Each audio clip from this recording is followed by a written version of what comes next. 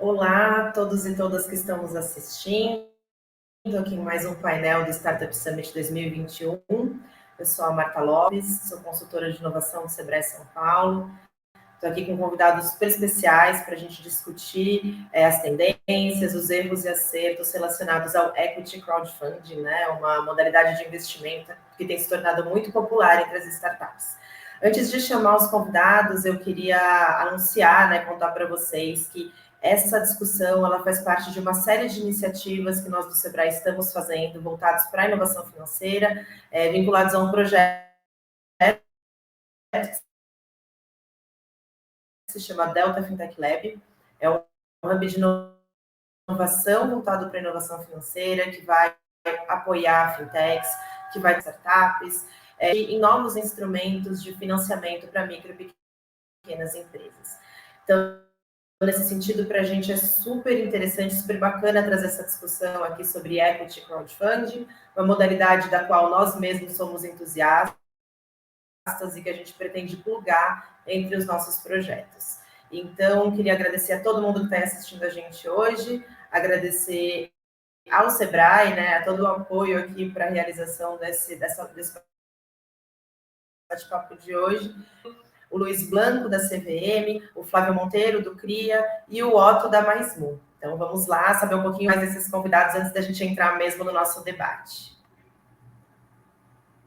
Quem começa? Vamos lá, Luiz? Tá.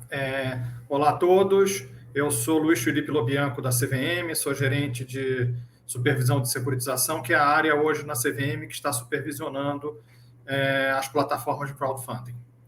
Eu preciso dizer, antes de tudo, que o que eu vou falar hoje aqui é da minha inteira responsabilidade. Eu não estou falando em nome da CVM.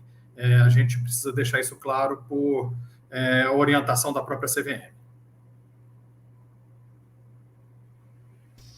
Boa, vou me apresentar aqui também. Meu nome é Otto, prazer pessoal, sou um dos fundadores da MaisMu, uma empresa que busca democratizar a alimentação saudável, com snacks gostosos. E a gente entrou aí com uma rodada de equity crowdfunding no final de 2019, começo de 2020, fizemos uma das maiores rodadas aí do Brasil, e junto com o pessoal aí do CRIA e dentro das instruções da CVM. Prazer estar falando com vocês aqui hoje. Boa, prazer pessoal, meu nome é Flávio Monteiro, eu sou diretor de investimentos do CRIA, né? Então responsável por todo o processo de análise e seleção das empresas e também gestão de portfólio. Aí vou aproveitar o gancho do Luiz aí também, esse disclaimer de que minha opinião também, ela, claro, vou falar pelo CRIA, mas tem muito da minha opinião pessoal. Então, obrigado pela lembrança, Luiz. Bacana, pessoal. Bom, então, começando aqui, né, o nosso bate-papo, queria primeiro pedir para o Luiz contar um pouquinho para a gente, né, o que é exatamente o Equity Crowdfunding, para quem não acompanha muito bem, né? Como é que ele tem evoluído no Brasil desde o momento em que foi regulado pela CVM? Atualmente, o crowdfunding ele é regulamentado na CVM pela Instrução 588, de 2017. A CVM ela já permitia, pela Instrução 400, a captação de recursos de micro e pequenas empresas. Só que tinha uma limitação de patrimônio ou de tamanho da empresa, de faturamento pequeno, e ela podia captar até 2 milhões e 400 mil reais. Isso mudou com a edição da plataforma 588, que criou as plataformas eletrônicas de investimento participativo. Até então, não tinha previsão na legislação da existência da plataforma.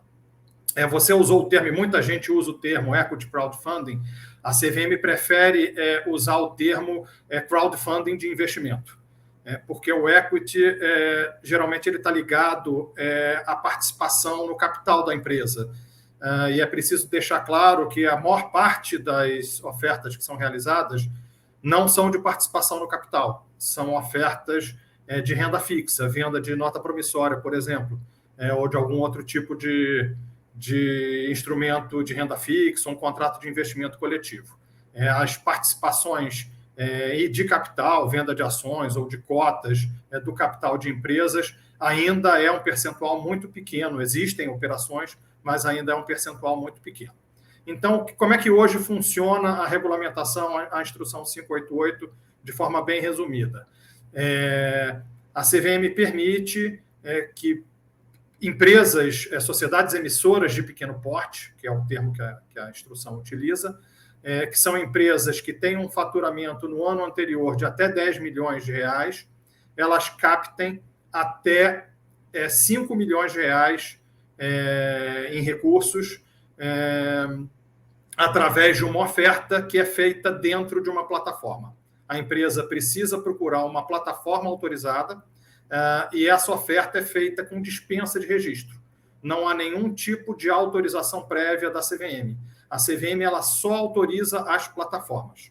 Então, isso que é importante a gente colocar. Então, a CVM já registrou várias plataformas, a gente tem mais de 30 plataformas que atualmente são registradas para atuar nesse mercado, e ela regulamenta as atividades da plataforma, e a plataforma ela tem que fazer um contrato com as sociedades emissoras de pequeno porte, e essas sociedades podem vir ao público somente dentro da plataforma. Hoje a legislação é bastante estrita em relação a isso. A oferta ela não pode ser realizada fora da plataforma.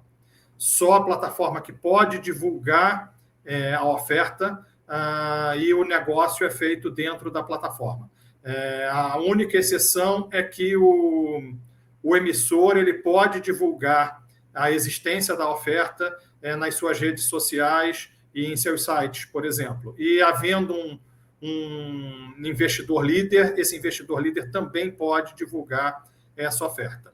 E aí, essa oferta ela pode ser feita por um prazo de até 180 dias, tem 180 dias para concluir a plataforma, e se atingir ao menos 2/3 do objetivo da oferta, essa oferta ela pode ser encerrada com sucesso. Isso tem que estar previsto nas condições da oferta, e essa plataforma ela pode ser encerrada se for atingido 2/3 do objetivo da captação. Essa oferta ela precisa ser comunicada antes de ser iniciada para a CVM. A CVM ela simplesmente recebe essa informação e disponibiliza essa informação no site. Mas então não tem necessidade de nenhum tipo de registro. Essa empresa ela não abre o capital, ela não se torna uma companhia aberta, porque está fazendo essa oferta através de plataformas de crowdfunding. Mas é um ambiente regulamentado pela CVM, tem as obrigações que estão previstas na instrução 588. Basicamente, de forma resumida, é isso. Legal, Luiz, obrigada. Bom, ia chamar você agora, Flávio, para contar um pouquinho, né? A gente sabe que o CRIA se estruturou bem no começo desse processo, então eu queria saber como foi, né? E como é que vocês têm enxergado também as mudanças do mercado de lá para cá. Legal, boa. É isso mesmo, o CRIA ele foi a primeira plataforma, né, propriamente de equity crowdfunding. Então, surgiu lá em 2014, ainda com outro nome, era o Brota. E as ofertas que a gente fazia na época, né, a gente funcionava muito mais como um marketplace, ainda não tinha toda essa regulamentação da CVM. Então, a gente fez muitas ofertas, né, com cheques muito menores, né, de 2014, se eu não me engano, até 2016. E aí, depois, com toda a regulamentação, com a 588 da CVM, acho que esse mercado, de fato, ganhou uma maturidade, né, e aí o Brota virou CRIA, né, teve um rebranding ali de marca, e aí a gente se adequou dentro das normas da CVM, e aí conseguimos também fazer ofertas, distribuir ofertas muito maiores. Então, aproximadamente mais de 100 empresas já captaram com CRIA e um volume super considerável, se a gente for levar em conta, desde 2014 foram quase 100 milhões já distribuídos. Então, e aí a gente fica feliz de ver o mercado, né, de equity crowdfunding ganhando essa maturidade, né, algo que já é tão mais bem falado em outras praças, né, nos Estados Unidos, por exemplo, 1 a cada 3 deals ocorrem via plataforma. E aí o Brasil, acho que ele está seguindo esse caminho, acho que a regulação como um todo, o ambiente como um todo tem ficado mais favorável para as empresas, para nós, plataformas, e para os investidores. Legal, Flávio. Otto, conta um pouquinho para a gente como é que foi a experiência do Mais-Mu junto com o CRIA, enfim, dentro dessa jornada dupla aí de vocês. Boa. Bom, a gente começou, acho que uma história um pouco diferente, né? A gente, no caso, é a empresa que está captando recurso. A gente nunca tinha captado recurso antes. A Mais-Mu era uma empresa que, como se diz no mundo de startups, né, era bootstrap, então a gente se financiava com o próprio dinheiro da operação e o dinheiro dos próprios sócios. A gente nunca tinha captado dinheiro de fora. E a gente viu o crowdfunding, né, o crowdfunding de investimento, como o Luiz falou, o equity crowdfunding, como uma oportunidade, assim, que era muito perfeita para a gente naquele momento, né? A gente estava em 2019, a empresa estava prestes a bater os 10 milhões de receita, então, a partir do ano seguinte, a gente já não conseguiria mais fazer uma oferta dessa, e ao mesmo tempo, ela estava muito em linha com uma coisa que a gente acredita aqui dentro, né? Como empresa, mas eu acredito que ninguém precisa ser bitolado para ser saudável. A gente acha que a vida saudável, ela pode existir para qualquer pessoa. Só que a gente também acredita que investir em startups de alto crescimento não deve ser uma possibilidade restrita a investidores ultra qualificados, né, family offices de grandes investidores. A gente acredita que tudo isso pode ser mais democrático. E a gente falou, é a nossa oportunidade de criar uma comunidade de investidores atrás da nossa marca, pessoas que são desde clientes, fornecedores, amigos, pessoas que acompanham o projeto, simplesmente fãs da marca, para que elas realmente caminhem junto com a gente nessa jornada, né? Uma jornada que é de uma empresa que já ganhou um pouco de tração e está, enfim, buscando um crescimento mais longo, né? Então, essa é mais ou menos nossa jornada. A gente gostaria que o teto fosse mais alto aí de faturamento, para que a gente, enfim, continuasse fazendo esse tipo de oferta, que a gente achou a experiência muito boa. A gente consegue ter um contato muito rico com alguns dos investidores que estão nos apoiando, né? Então, no caso, a gente fez uma rodada de 2 milhões e 250 mil reais, trouxemos mais de 250 sócios e até hoje, alguns anos depois, a gente mantém contato com esses investidores, faz reunião com eles, além de cumprir todas as obrigações, eles servem muitas vezes como mentores, ajudando a gente em decisões estratégicas, ajudando a gente na promoção da marca. E alguns anos depois, inclusive, eu saí do mundo só de empresa que capta via equity crowdfunding e também já investi em algumas outras empresas captando por esse mesmo tipo de plataforma, né? Então essa é mais ou menos a história da Mais-Mu e a minha história no equity crowdfunding. Legal, Otto. Experiência dos dois lados, né? Eu queria perguntar para vocês algo que a gente escuta muito, qual é o perfil de startup que deve captar através do equity, né? Se é uma startup mais iniciante ou se também é um caminho para uma startup mais madura. Como é que vocês veem isso? Isso é um mito ou isso tem ali algum fundamento? Quer começar, Flávio? Posso responder? Primeiro que o Otto, ele é um case de sucesso, não só o Otto e a Mais-Mu, né? Não só para o CRIA, mas acho que como o mercado inteiro de equity crowdfunding sempre tem eles como referência, porque de fato enxergaram valor, né, nesse tipo de captação. É muito legal. Sobre o perfil de empresa, Marta, os dois eu responderia, né? Desde empresas que estão mais embrionárias, né, mas que têm uma tese clara de comunidade, né? Acho que a Mais-Mu é um exemplo. E empresas que estão num estágio mais avançado, claro, sempre respeitando o limite de faturamento, né, da empresa que é de 10 milhões hoje, também podem usufruir de uma captação via equity crowdfunding, porque você trazer, né, para dentro da sua empresa uma comunidade investidora, né, a chance dessa comunidade ser seu apoiador, se tornar um embaixador, seja no seu microambiente ali de relação com a família, com amigos, isso pode vir a se tornar um efeito de rede, né? Muito legal para a empresa, para a startup.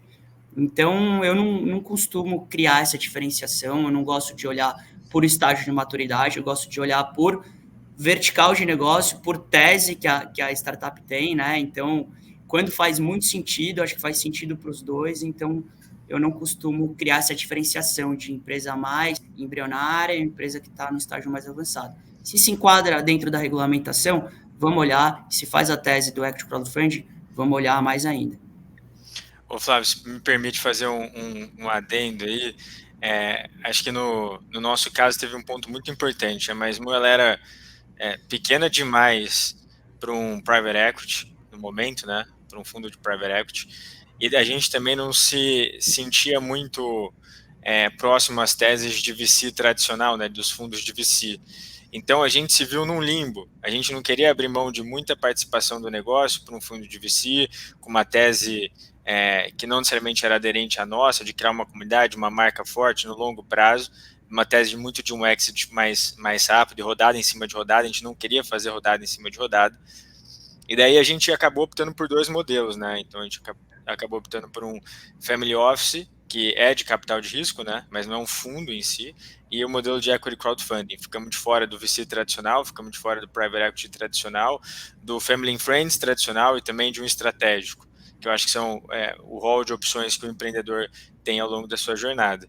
Então, só queria trazer esse ponto também. A gente acabou abrindo mão de pouco percentual, trazendo muito valor, tanto em termos de comunidade, como captando recursos necessários. Muitas vezes as rodadas, elas financiam um negócio. A gente, nesse caso, buscou só o que a gente precisava, né? E eu acho que esse modelo é bom para você dosar isso. Perfeito. Deixa eu dar uma palavrinha também no assunto. A CVM, quando ela foi editar a instrução, antes até da edição da instrução 588, ela fez uma audiência pública, e a ideia que está lá na audiência pública para regular o crowdfunding de investimento era possibilitar a captação de recursos por startups de base tecnológica. Esse foi o gancho. Só que a instrução, quando ela foi editada, ela não estabeleceu nenhum tipo de restrição de setores, nenhum tipo de estágio da empresa, a não ser o limite do faturamento de 10 milhões de reais.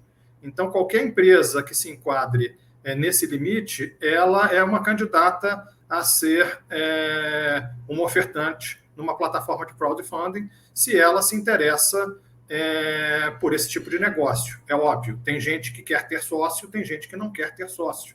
Ter sócio, você tem que dar informação, você tem que efetivamente abrir algumas informações importantes aí que tem gente que não quer abrir.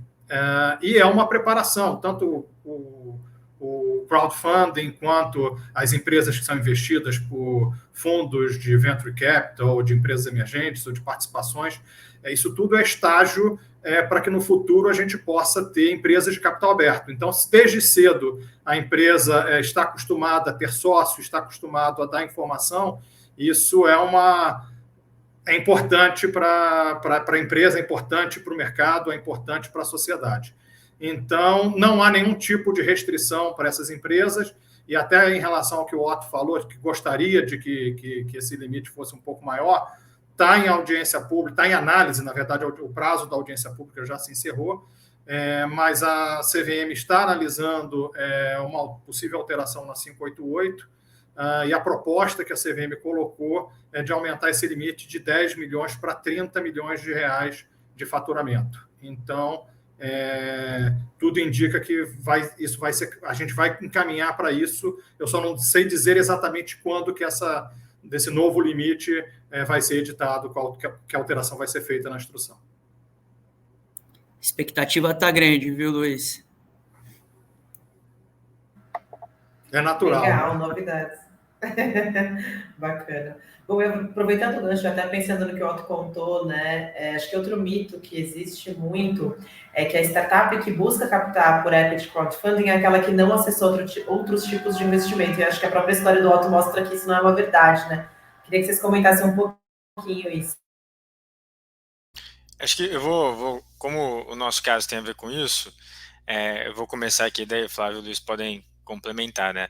A gente fez uma rodada meio híbrida no momento, né? A gente começou com uma rodada privada, entrou um family office que é também um fundo de VC, enfim, é tudo meio misturado, mas não entrou com a gente via fundo, entrou via essa estrutura de mais family office, chamado Grão, né? Tem lá o grão.vc, entrou na Mais Mu com um capital um pouco mais institucional, né? Fizeram uma due diligence, assim como o CRIA fez uma due diligence, eles fizeram uma due diligence à parte, eles enfim, se envolveram muito, né, na negociação com a gente, e não foi uma proposta padrão, né, não foi um contrato padrão. Ao mesmo tempo, a gente fez uma rodada mais padronizada com, enfim, 250, eu costumo falar que são 250 investidores anjo, é um processo de trazer investidores anjo em massa, né? Então, a gente conseguiu equilibrar isso bem. E acho que cada vez mais tem sido visto, né, rodadas que são mais híbridas. E também, além da gente ter tido isso, na própria, a gente vê, né, a gente tem a base de todos os sócios nossos, alguns são pessoas que trabalham em fundos de investimento, investiram na física, né, porque, enfim, não tinha uma oferta para o fundo, e tem algumas pessoas jurídicas também que investem, né, pequenos fundos, etc., colocam às vezes um capital menor, né, só para participar ali, mas isso também pode acontecer. Boa. Eu gosto muito desse modelo híbrido que o Otto comentou, né? Porque não necessariamente a startup, ela enxerga o valor que captar via equity crowdfunding tem para o negócio dela. Então, assim, a primeira coisa que eu olho no empreendedor é ver se ele, de fato, enxerga o valor na captação em rede, né? Se ele sabe o que ele está fazendo, né? Se o negócio dele tem a ver com isso. Porque muitas vezes, se não tem, a gente é super transparente também. Mas esses modelos híbridos, né, esse mix de capitais, então você tem uma rodada aberta, você capta parte da rodada com equity crowdfunding porque é importante para o seu crescimento, é importante você ter uma base engajada, né, não só de clientes, mas de investidores também. E sem sair também da cena do venture capital mais tradicional, né, que são os fundos. Então, tudo bem fazer esse mix de capitais, eu acho super válido, inclusive aqui o CRIA tem parceria com vários outros fundos e a gente sempre costuma trocar esse deal flow, né? Quando faz muito sentido, falar, ó, vamos fazer um mix aqui na sua rodada, captar um pouco com CRIA, um pouco com fundo, um pouco com family office, um pouco com investidores anjo, e fazemos um pool mesmo, né? Se a gente é o equity crowd, o crowd equity, vamos fazer o crowd equity na prática. Então, isso eu gosto muito quando funciona dessa forma. Por parte da legislação, ela só exige transparência. Então, é previsto nas informações essenciais das ofertas, que é o documento que funciona como se fosse um prospecto da emissão, o emissor precisa informar se existe alguma oferta privada que compõe aquela rodada de investimento, seja ela prévia à própria oferta ou simultânea à oferta. E ele precisa dar informações a respeito dessa oferta privada. Fazendo essa divulgação, não há nenhum tipo de problema, isso pode ser feito com base na 588.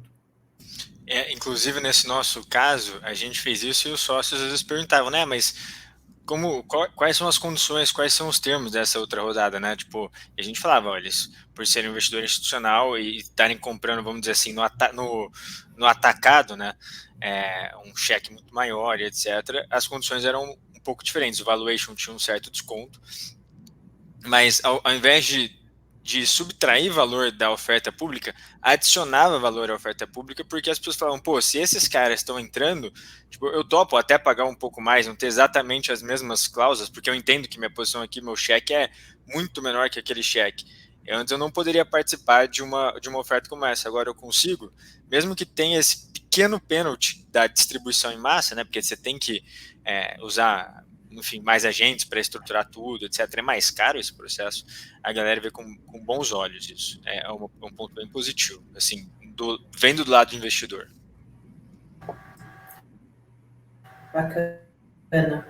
É interessante porque quando a gente fala de crowdfunding, essa força do coletivo, né, ela está presente em muitos estágios, né? Acho que desde o momento de escolha e também nesse momento, né, quando você pensa nessa comunidade de investidores, como o Otto estava contando. Como que vocês veem essa força do coletivo? Queria saber um pouco do Flávio, né? Como é que ela se dá no momento de escolha dos projetos, mas também quais são os desafios, né, de lidar aí com um coletivo que a gente sabe que nem sempre é fácil conciliar interesses, enfim, dificuldades também. Com certeza.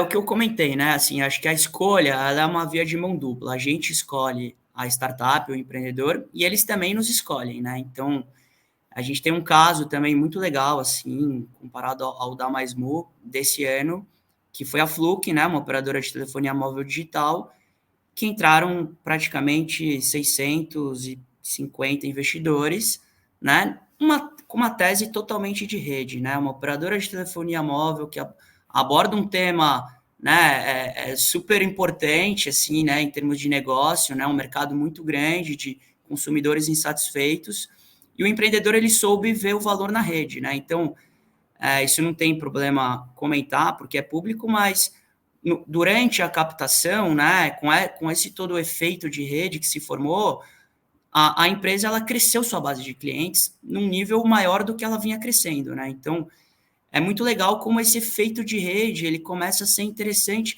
não só o capital que entra, mas em termos de growth da empresa, né? Ela de fato ela consegue talvez diminuir um investimento em marketing e usar essa comunidade como um laboratório, né, de novas features, de lançamento de novos produtos, colher feedbacks, eles serem o primeiro a saber de um lançamento, ter um cupom de desconto. Então, é uma via de mão dupla essa escolha, né? A força do coletivo, acho que é um mote do CRIA, é o propósito do CRIA, né? A força do coletivo. O CRIA, se olhar todos os materiais, a gente fala muito de coletivo, de democratização a esse acesso de investimento, de um venture capital mais igual, mais acessível, mais para todos. Porque hoje a gente abre um portal de notícia, a gente vê muita notícia de startup, hoje é uma realidade, né? Então, deals grandes tal, e eu tenho certeza que o investidor de varejo, né, o CRIA hoje ele tem aproximadamente 60 mil investidores cadastrados na base. E aí o perfil é muito esse do que o Otto falou, tem muito gestor de fundo, mas tem muito investidor de varejo que investe na bolsa, que investe em outros ativos, que não tem acesso ao venture capital, e que é um entusiasta, né, da inovação, da tecnologia. Então, aí a gente traz essas pessoas para dentro, né, para jogar o nosso jogo, e aí isso forma essa força do coletivo que você comentou. Bom, eu acho que... Pode falar, Luiz, pode falar. Fale, ó, depois eu falo, tranquilo. No nosso caso, assim, inclusive falando agora como investidor, eu fui um dos 600 e poucos investidores aí da Fluke, e eu mudei meu celular, né, para essa operadora. Então, assim como eu fiz, eu faço propaganda. No caso também da MaisMu agora, como empresário, muita gente, a gente tem os nossos próprios sócios, né? Depois que eles viraram sócios, eles recebem lá um cupomzinho de desconto, cada um faz com o seu nome, eu tenho o meu, a gente vai fazendo isso, a gente faz algumas ofertas para eles como um laboratório. E assim, a gente vê muito valor tanto nesse lado de virarem promotores de marca e também do outro lado como mentores, né? Então, nessas últimas semanas a gente está buscando montar um conselho informal, né? Um conselho consultivo para MaisMu. E daí eu conversei com alguns dos nossos sócios que foram assim super solícitos, e um deles trabalha num baita fundo, meu, deu uma aula de governança para mim, explicando exatamente como que funcionam os grandes cases, como que ele acha que isso se adapta numa empresa um pouco menor, o que vê de importância. O outro foi um que nos apoiou numa dívida que a gente está pensando em estruturar. A gente está vendo que hoje, mesmo com os juros mais altos, agora com o faturamento mais robusto, a empresa mais lucrativa, dá para conseguir pegar um crédito mais barato. E assim, eram coisas que a gente não conhecia. Ele falou, não, peraí, eu vou te mostrar o meu case, vou te contar a minha história. Ele também é empresário, contou a história dele e falou, ó, me mostra o que vocês têm de oferta que eu te falo, mais ou menos, se está fazendo sentido e tal. E são coisas de muito valor, são coisas de muito valor. Pessoas que a gente não conhecia antes, que a gente acabou conhecendo naquele momento e que agem também como mentores. Então, acho que tem essas duas partes. Pessoas que empurram a empresa e pessoas que dão para a empresa coisas, assim. E daí, no limite, vai todo mundo crescendo junto, né? É muito rico. No começo, a nossa comunidade ficou um pouco dormente. Daí, esse ano, eu falei, não, isso aí tem que voltar a se aquecer. E toda segunda-feira eu faço um post lá no grupo que a gente tem no WhatsApp, tem quase todo mundo lá, e assim, explico algumas novidades que estão acontecendo. Só ontem que eu não fiz, eu fiz hoje, porque ontem o WhatsApp caiu, e daí também, a cada 6 meses, a gente não só coloca os 4 KPIs básicos que a gente precisa colocar na plataforma e reportar para todos os investidores, mas a gente faz um webinar gravado para todos eles e também ao vivo, para os que puderem participar, onde a gente explica tudo, tira dúvida, assim, dura 1h30 a conversa e vai, é super rica para todos os lados. como o próprio nome diz, crowdfunding, a gente já pressupõe que tem aí uma multidão de investidores nas ofertas, né? A própria instrução, ela limita, até pelas características do investimento, como regra geral, o investimento a R$10 mil no ano por investidor, em quaisquer ofertas. A não ser que ele seja um investidor qualificado quando não tem limite, ou seja um investidor que tenha investimentos ou renda superior a R$100 mil por ano, que aí ele pode colocar 10% da renda ou dos investimentos dele em crowdfunding. Então, a ideia efetivamente é que as ofertas tenham muitos investidores. Você só conseguiria captar o objetivo, a meta aí da oferta, se você conseguir vários investidores em cada uma das ofertas. E a própria legislação, ela estimula e exige, um dos deveres da plataforma, que a plataforma mantenha um fórum eletrônico de discussão para cada uma das ofertas. E que, inclusive, cada investidor possa tirar dúvidas, solicitar informações adicionais, manifestar opiniões sobre a oferta e sobre a sociedade empresária e interagir por meio eletrônico com outros investidores. Então, isso é uma exigência da própria Instrução 588.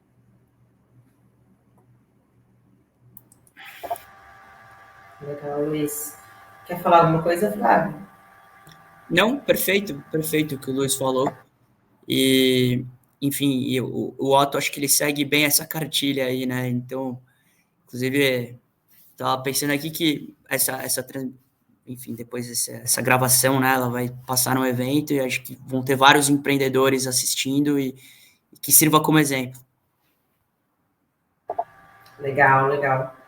E pensando um pouco no contexto que a gente viveu agora nos últimos 1 ano e meio, né, esse contexto tão dramático que acho que ninguém podia imaginar, né, de pandemia, a gente observa alguns dados que o mercado de equity, né, os investimentos que em 2018 e 2019 vinham muito bem, eles deram uma diminuída, né, quando a gente olha para 2020.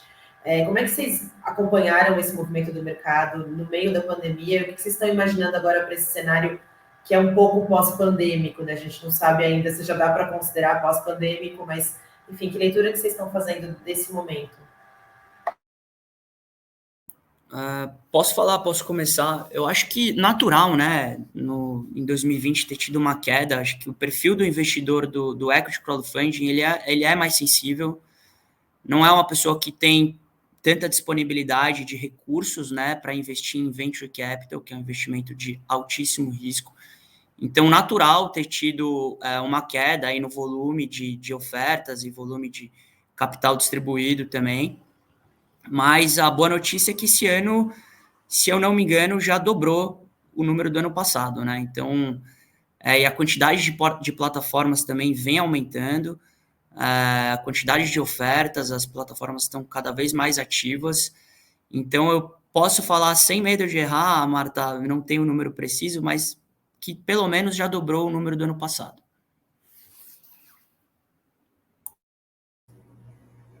Eu tenho alguns números aqui que eu peguei. A CVM, ela disponibiliza o relatório anual das plataformas e que tem as informações de todas as ofertas, né, feitas por cada uma das plataformas. Então, a gente só tem um relatório anual até 2020, a gente ainda não tem um relatório de 2021. De 2021, eu tenho até outros dados que eu posso até passar. Mas até, pelo que eu vi aqui, deixa eu pegar aqui o relatório, e os números são, de certa forma, até, para mim, um pouco surpreendentes. Surpreendentes entre aspas, né? Contra o senso comum, não exatamente surpreendente. O número de plataformas em 2019 eram 26, 2020 32, agora foram concedidos 39 registros de plataforma e cancelados 3. Então a gente tem 36 plataformas. O número de ofertas lançadas em 2019 foram 81, em 2020 foram 106, foi um número maior. E o número de ofertas fechadas com sucesso, em 2019 foram 60, em 2020 foram 74. Então, aumentou mesmo com a pandemia. O que eu percebo é que o mercado em si, como ele é todo eletrônico, apesar de, com certeza, as empresas reais terem dificuldade por causa da pandemia, não há qualquer dúvida em relação a isso, mas o canal de distribuição não foi um canal que foi atingido diretamente pela pandemia, ele é atingido de forma indireta. E eu até acredito que, se não tivesse a pandemia, esses números seriam até bem mais altos. Na verdade, o mercado é atingido dessa forma, né? Eu acredito que os números seriam mais altos. Eu peguei aqui também o número de ofertas dispensadas. Em 2019 foram 88, que estão registradas ou informadas na CVM. Em 2020, 98. Não todas foram concluídas. O que teria um montante em 2019 de 102 milhões e em 2020 de 137 milhões. O número cai para 2021, porque 2021 não está completado. Então, não dá para a gente falar ainda, comparar exatamente com 2021. Mas em 2021 a gente tem 51 ofertas de um valor ofertado, não necessariamente captado, de 81 milhões. São números relevantes, não há qualquer dúvida em relação a isso. Acho que só da minha parte, assim, que acho que tem menos a contribuir nessa questão do que o Luiz e o Flávio, mas eu acho que o empreendedor também, ele está ganhando consciência dessa forma de captação, e talvez no momento da pandemia, com o caixa mais apertado, também tenha falado, eu vou ter que achar alguma forma também de financiar, e isso tem aparecido até como uma luz no fim do túnel de algumas empresas, né? E como, que nem todo mundo aqui trouxe, os tickets são mais baixos, o investimento é mais pulverizado, claramente a gente tem muitos brasileiros ainda, e eventualmente acho que deve dar para achar um cheque para comprar uma oferta de R$500 mil, R$1 milhão, de forma pulverizada, sem tanta dificuldade, né? Então, às vezes a empresa é relevante em alguma região, o pessoal simpatiza com a oferta, ou às vezes é alguma oportunidade de tecnologia, que também, mesmo com a pandemia, na verdade, aquela oportunidade é realmente uma oportunidade, não é um esforço para fazer a empresa sobreviver, é muito mais, estar no lugar certo, na hora certa. Então eu vejo por esses dois ângulos, assim, eu acho que tem, do lado do empreendedor, alguns que acharam, nossa, isso aqui talvez seja a única chance da empresa sobreviver, ela poderia ir atrás de outras formas, e muitas acredito que foram, né, no momento da pandemia, mas acho que essa foi mais uma dessas possíveis formas. Sim, e eu acho que só para complementar, acho que do lado do investidor também, depois que passou, acho que o período mais crítico da pandemia, aí viu o Brasil num cenário de taxa de juros super baixa e tal, então, de fato, ele recorreu a novos investimentos, né? Tomou mais risco naturalmente, então, enfim, espero que... Oi, diga. Não, acho que uma outra coisa, Flávio, é a questão dos exits, né? Tipo, algumas empresas recentemente foram mostrando, tendo saídas, né? Então elas entraram no crowdfunding e depois foram vendidas para estratégicos ou outros fundos, e o que vai dando credibilidade também a essa forma de captação. Eu lembro que quando a MaisMu fez a sua captação, acho que tinha tido um exit histórico, assim, de equity crowdfunding. Até agora já foram alguns, né? Empresas que deram certo e já devolveram o dinheiro aos investidores com ganhos. Com certeza, sim, o CRIA tem alguns cases aí de exits bem legais também, acho que, enfim, é uma tendência do mercado, né, ficar cada vez mais líquido aí para os investidores. Bacana, você vai comentar um pouquinho mais, Flávio, sobre esse momento dos exits, como é que você lê isso? Como você tem acompanhado isso? Claro, então, tem um período, né, assim, acho que vai chegando num período de maturidade do investimento, né, e da empresa, depois, o CRIA, querendo ou não, desde 2014, né, vem trabalhando nesse mercado, então, naturalmente, vai chegando um período de liquidez, né, da empresa, acho que você começa a ver, né, para que lado que ela vai, e muitas delas, né, alguns cases bem interessantes do CRIA, de fato tiveram sucesso, né, mas de investimentos que foram feitos em 2015, 2016, e que agora, né, estão de fato retornando capital para os investidores. Acho que o último case bem legal que a gente teve foi da Repassa, que foi adquirida pelas lojas Renner, e que deu um retorno super satisfatório para a nossa base investidora, né? Então, a gente espera ter cada vez mais cases como esse aí também, não só sendo adquiridas, mas passando por novos rounds de investimento e, enfim, e ganhando cada vez mais relevância. Legal. E pensando um pouco no perfil do investidor, o que vocês percebem, né? O que é característico desse tipo de investidor, se é que tem algo mais marcante? E quais são os desafios que ele enfrenta? O que é alguém que quer investir em equity crowdfunding?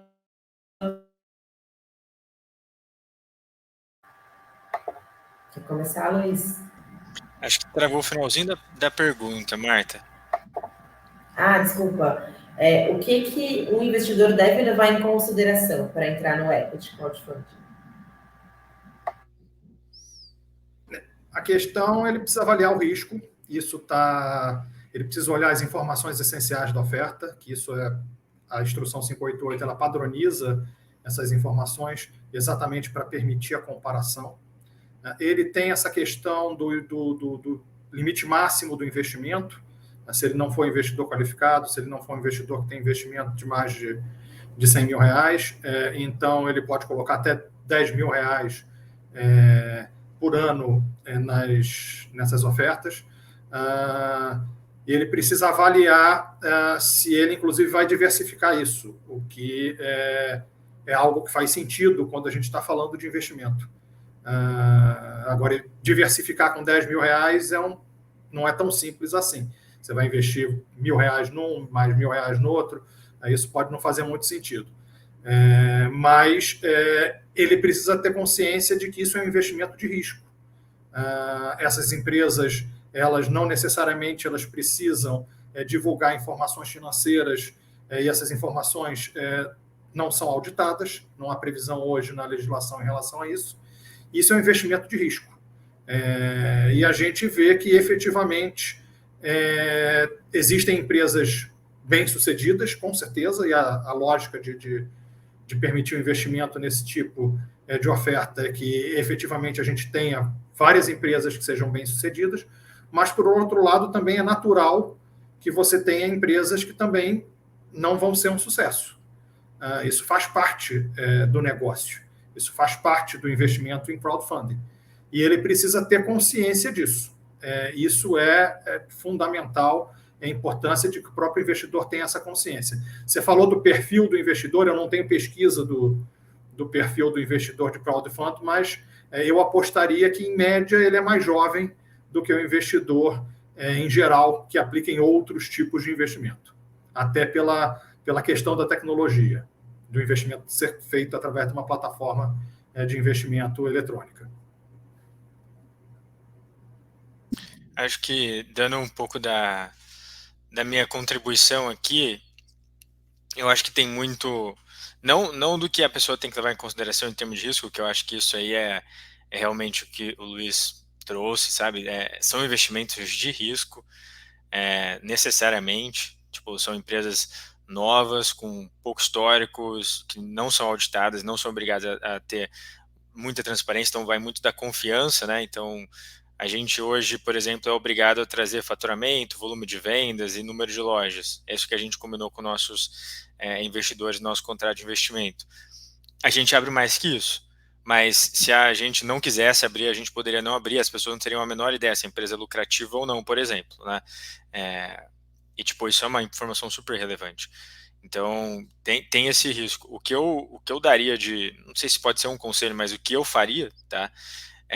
E o que eu acho que faz sentido seja cliente antes. Normalmente tem muitas empresas dessas que estão ofertando seus produtos no mercado e tendem a ser empresas que têm produtos interessantes, que atendem o país todo.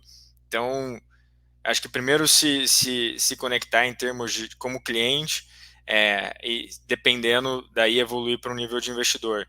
Eu vejo muito que quando a gente investe na Bolsa, eu invisto na Bolsa desde os 14 anos, e quando eu comecei a investir, você não se sente dono do negócio, você não se sente, você compra ações da Petrobras, você não se sente dono mesmo, né? Por isso que as pessoas têm uma dificuldade de ligar, tipo, de confundir ação com papel, né? Ação é um pedaço de empresa, papel enfim, é só o meio, mas você está comprando um pedaço de uma empresa. Quando é uma empresa que você conhece, que você sabe a história, que você sabe que ela é menor, você já viu a loja, já viu o escritório, você vê os founders falando, tem um time de, sei lá, 50 pessoas, e você compra uma cota disso junto com mais 200 pessoas, 300 pessoas, e só isso, você se sente dono. Então, é muito importante, eu acho, enfim, para até uma parte mais emocional ali do comprometimento, você entender o produto como cliente, eventualmente, se fizer sentido, evoluir nisso como sócio. É o jeito que eu vejo, assim, mas não está certo e errado. Acho que a decisão enfim, tem toda a regulamentação, termos de risco, mas eu acho interessante essa visão de cliente antes de virar sócio.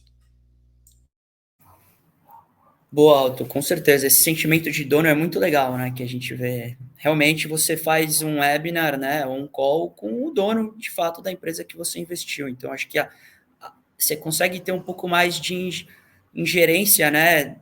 Comparado a uma bolsa, que você tem nenhuma, né? Muitas vezes você não conhece as pessoas que estão tocando a empresa, né? E quando você investe também no Venture Capital, você está investindo também em pessoas, né? É importante frisar isso.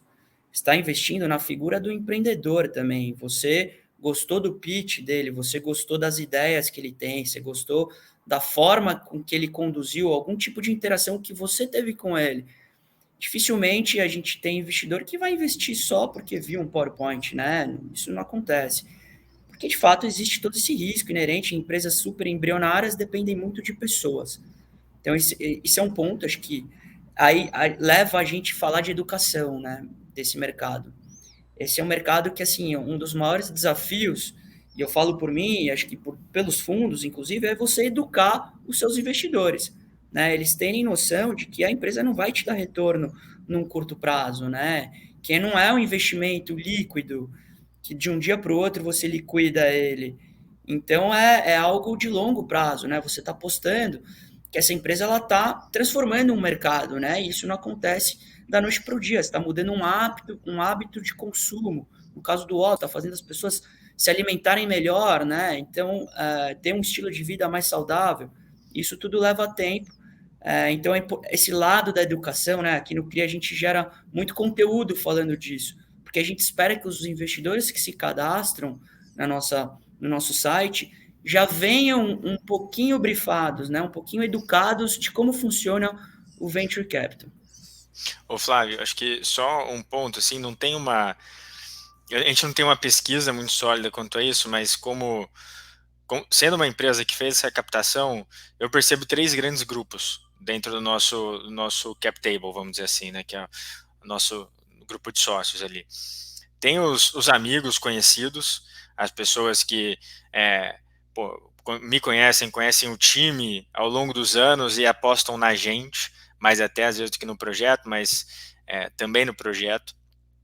Você tem os early adopters da ferramenta mesmo, né, dessa modalidade de investimento, que normalmente não vão vir pelos founders ou pelo time, vai vir pela plataforma. São as pessoas que conhecem isso e estão buscando oportunidades ativamente. E acho que o terceiro são os fãs da marca, né, que são as pessoas que não conhecem o time pessoalmente, também não conheciam a plataforma, mas vem essa oportunidade e falam, nossa, eu gosto tanto da MaisMu, quero ser sócio da MaisMu, vou entrar nessa plataforma, né? Não conheço o Otto, não conheço nenhum dos outros sócios, não conhecia, por exemplo, o Cria, mas gostei da ideia, vou entrar. Então eu vejo esses 3 grandes grupos. Daí, falando de idade, eu acho que o primeiro grupo, que é o grupo que vai ser mais próximo dos founders, vai ter mais ou menos a idade dos founders, em geral. O outro grupo, pelo menos no meu caso, tenho 28 anos, né? O grupo que entrou via Cria, né, que já era mais forte na plataforma, é um grupo mais velho, são às vezes pessoas do mercado financeiro, mas são pessoas já com uma bagagem profissional mais ampla, E os fãs é completamente variado, vão ter pessoas mais novas, pessoas mais velhas. Pelo menos essa é uma leitura meio empírica aqui, sem muitos dados formais, mas acho que pode ajudar as pessoas a fazerem sentido aí das coisas. Sim, é só, acho que para fechar, esse ponto que você falou da marca já ser conhecida, a gente entra naquele tema de novo, se a empresa tem que estar muito no início ou não, mais avançada. A Mais Mu, ela já tinha um trabalho ali de marketing super bem feito, né? Eu, pelo menos, já conhecia a Mais Mu. Então, quando você abre essa oportunidade para pessoas que eram entusiastas da marca, que nunca nem sonharam em investir nela, essas pessoas, de fato, compram a ideia muito rápido, né? Porque já se identificam com o propósito dela, sem conhecer o Otto e sem nunca ter, talvez, visto um pitch do Otto, mas já gosta da marca e do que ela se propõe a fazer. Então, isso do equity crowdfunding é o mais legal, sabe? Então, é você dar esse acesso mesmo. Bacana. Bom, a gente está chegando aqui no final da nossa conversa. Queria pedir para vocês falarem um pouquinho da perspectiva da startup. O que uma startup deve considerar, né, para entrar no equity?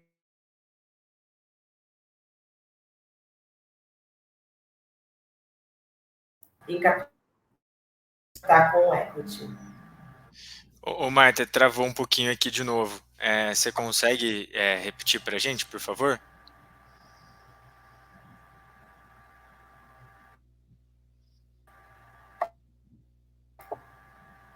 Deu uma travadinha, eu também não consegui entender. Sei lá, deve considerar.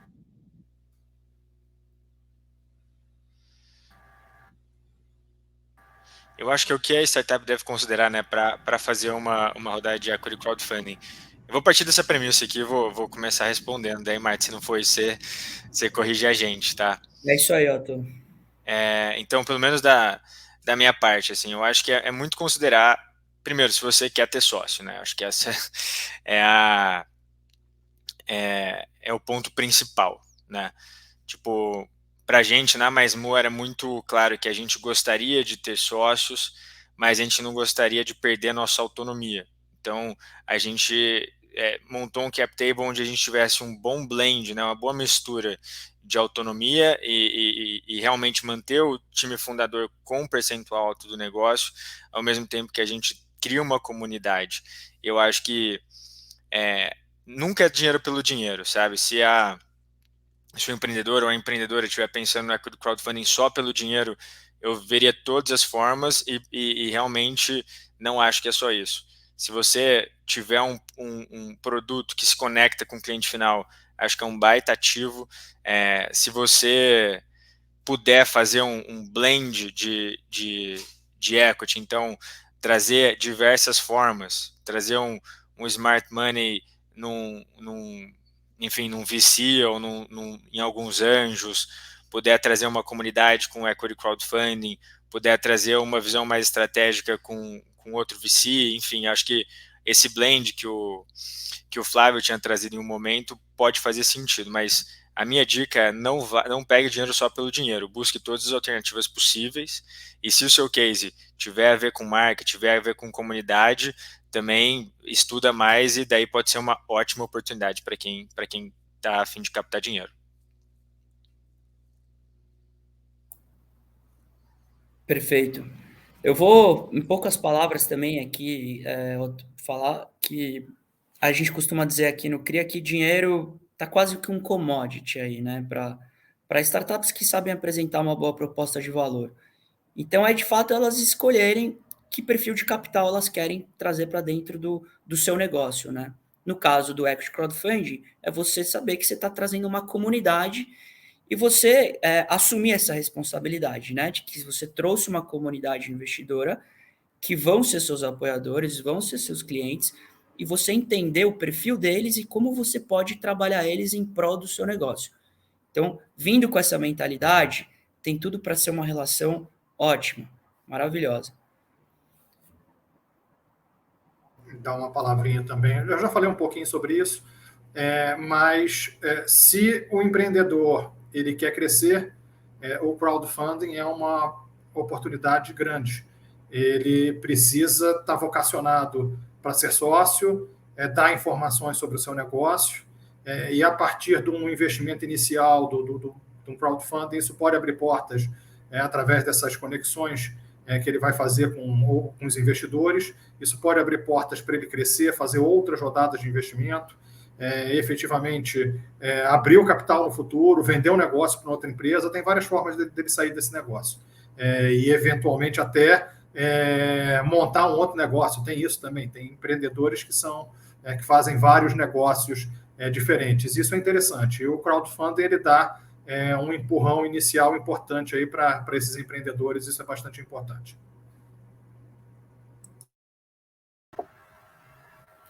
Bom, pessoal, então, obrigada pela participação de vocês. A gente vai encerrando. Espero que vocês tenham aproveitado o papo. Obrigada, a participação de todo mundo. Obrigada ao Sebrae, Luiz, Otto, Flávio. Até a próxima, gente. Tchau, tchau. Tchau, tchau. Obrigado, pessoal.